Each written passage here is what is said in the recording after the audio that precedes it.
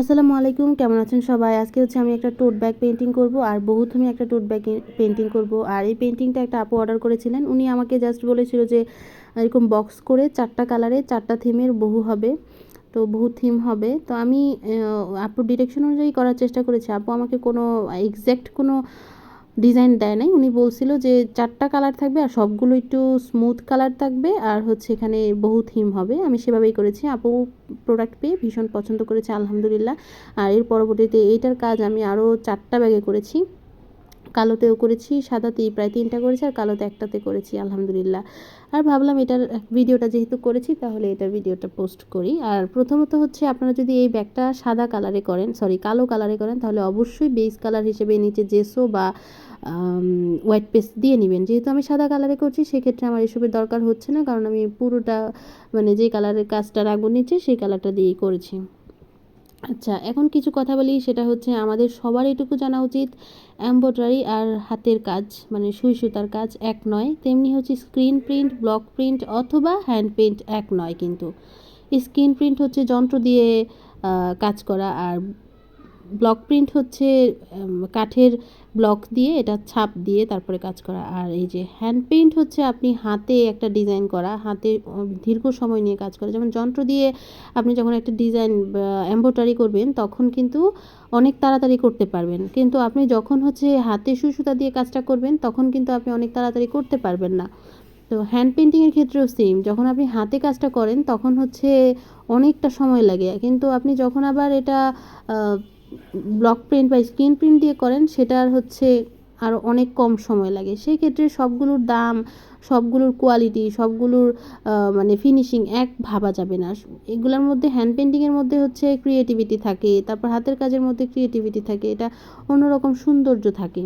অনেকে এই যে এগুলা ছাপ দেওয়া বা কারখানায় তৈরি করা মনে করেন, আসলে এগুলা তেমন নয়। বাজারে তৈরি কেক আর হোমমেড কেকের যেমন ভেতরে একটা আকাশ পাতাল পার্থক্য থাকে, তেমনি কারখানায় তৈরি পেইন্ট কাপড় মানে যে স্ক্রিন প্রিন্ট বা ব্লক প্রিন্টের কাপড় আর আমাদের নিজের হাতে আঁকা পেইন্ট কাপড়ও কিন্তু অনেক পার্থক্য থাকে।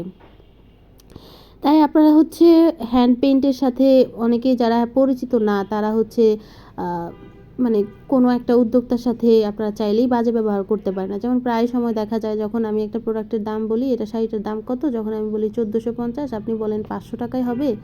এই জিনিসটা আসলে ভীষণ অপমানজনক। যাই হোক, আপনি হয়তো বলতেই পারেন, আপনি কাস্টমার, আপনি যদি বলেন যে 1 টাকা, তো সেটাও বলা যায়, সেটা নিয়েও আমার কোনো দুঃখ নেই। কিন্তু আপনারা যখন এটা খুব বাজেভাবে বলেন যে এত দাম, কী করেন শাড়িতে, হ্যান ত্যান দুনিয়ার কথাবার্তা মানে অনেক হার্ড করে কথাবার্তা বলেন, সেগুলো যে আমার সাথেই ঘটে এরকম না। আমি জাস্ট পেজ খোলার পর আমি বুঝতে পারছি যে আল্লাহ আমার ধৈর্য যে কত বাড়ায় দিছে। এত রকমের মানে উদ্ভট মানুষজন, এত রকমের চিন্তাভাবনা মানুষজন আমার পেজে মাঝে মধ্যেই কোত্থেকে উদয় যায় না। আমার পেজে ভালো মানুষের সংখ্যাই সবচেয়ে বেশি। আপনারা যদি আমাকে সাপোর্ট না করতেন আমার পেজটা এতটুকু পর্যন্ত আসতো না, সেই জন্য আমি অনেক বেশি কৃতজ্ঞ। কিন্তু হুটহাট কোত্থেকে কিছু মানুষজন এসে উল্টাপাল্টা কথা বলে, উল্টাপাল্টা কমেন্ট করে। কমেন্টের সংখ্যা মানে একদমই নেই আর কি, একেবারেই কম, যেমন 0.001% হবে।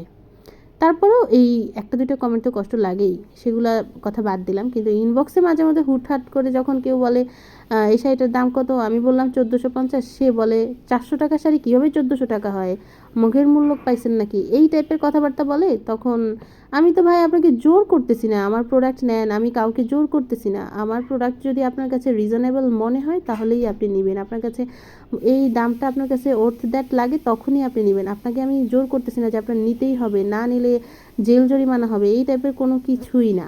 আপনার মন চাইলে নেবেন, মন না চাইলে না নেবেন। এটা শুধুমাত্র যে আমার ক্ষেত্রে এরকম না, অনলাইনে যারা ক্রিয়েটিভ পণ্য নিয়ে কাজ করে তাদের সবার সেম কথা।